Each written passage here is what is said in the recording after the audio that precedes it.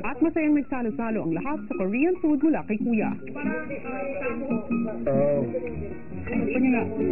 Matapos ang masayang salo-salo, sina Elisa at McCoy muling napag-usapan ang kanilang naging eksena. Good job, McCoy. Ikaw nag-isip ng McCoy? Hindi ako kasama sa pangarap mo.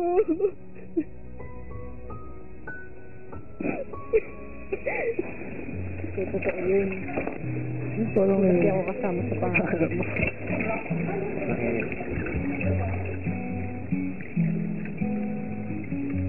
Maya-maya pa sa living area, nagpatuloy ang kwentuhan ng Maclis. Wala naman. Bakit? Joke lang. Ano pamilya mo? Joke lang. Maniwala ako sa'yo. Gusto lang, pero gusto ko magtagal pa. Gusto tapusin. Si Elise, kinulit na lang ang tila nalulungkot na si McCoy. Para sa mga. Baho? Kamay mo. Grabe ka para saan tayo, mabaho din tayo. Hindi ganun sa baho. Mabaho din. Ibang tayo. O Elise, ano naman ang nakikita mo sa kapalaran ni McCoy? May future ba? Pares-pares nga ang mga naging kaganapan matapos ang pagdalaw ng Liz Ken sa loob ng bahay ni Kuya. Hinarap nila ang eviction night kung saan tuluyan ang lumabas ng bahay si Jerome at matapos ito ay inanunsyo na ang mga naging nominado sa lahat.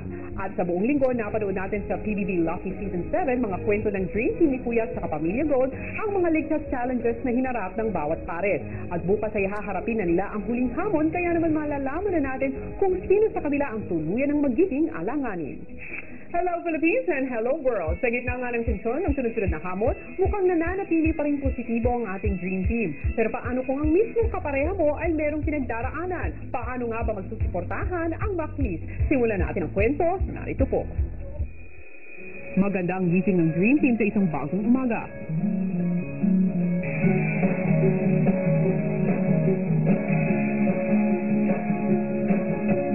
Si Jinri maagang biniro ang partner na si Nonong.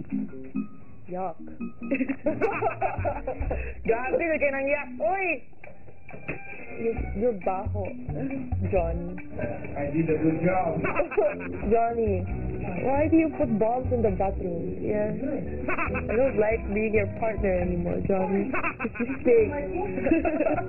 Maya-maya si Nonong kinulit naman si Kisses na gustong matutong magluto ng itlog. Baka ano? Hindi, kaya yan. Para matuto ka naman na ano. Yung asin, kapag mo lang.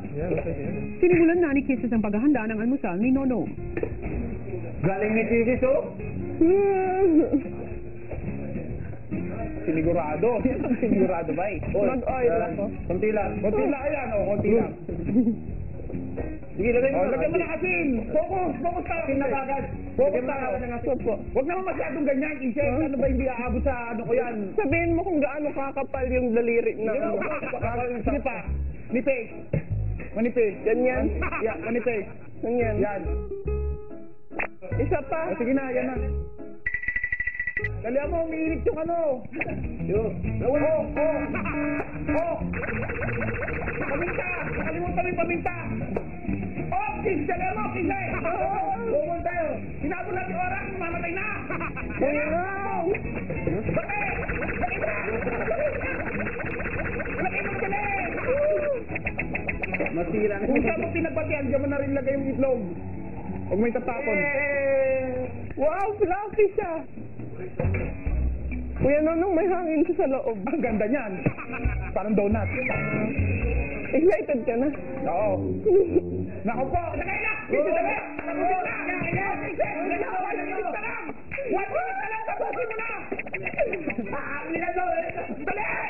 Isahin mo! Isahin mo na! Wait lang po! Dali!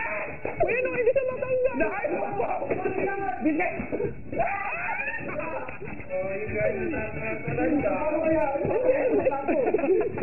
Nakukuhan kita ulit. Hindi, yan ay kakain mo. Titikman ko na. Okay na yan eh.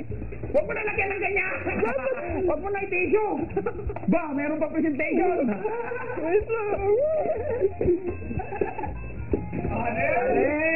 Again. fine dining, Brad. Itignan po natin kung ano pong lasa.